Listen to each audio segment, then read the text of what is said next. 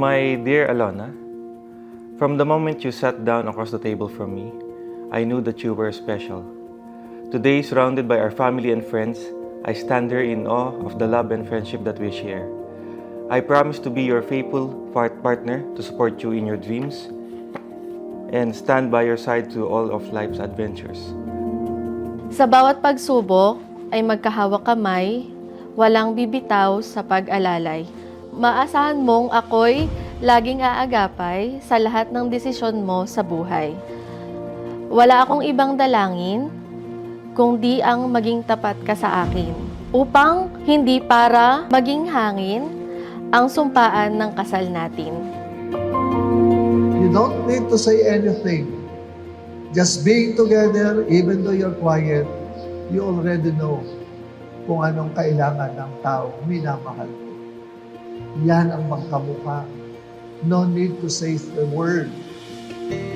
Sensitivity is already there.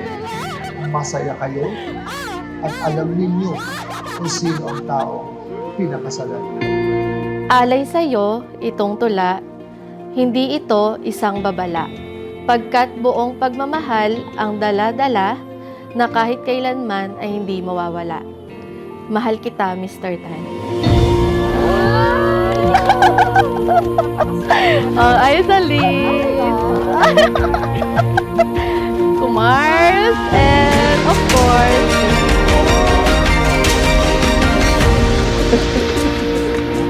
Okay.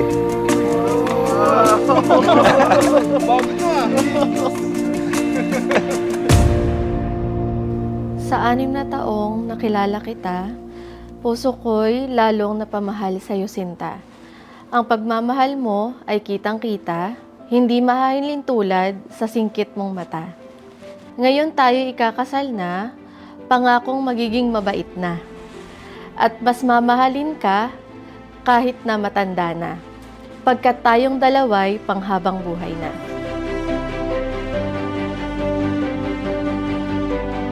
With you, I have found my home, my heart, and my happiness.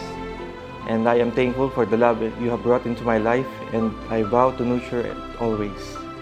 Today, I give you my love, my loyalty, devotion, and I eagerly anticipate the journey ahead, hand in hand as husband and wife. Now and always, Ching.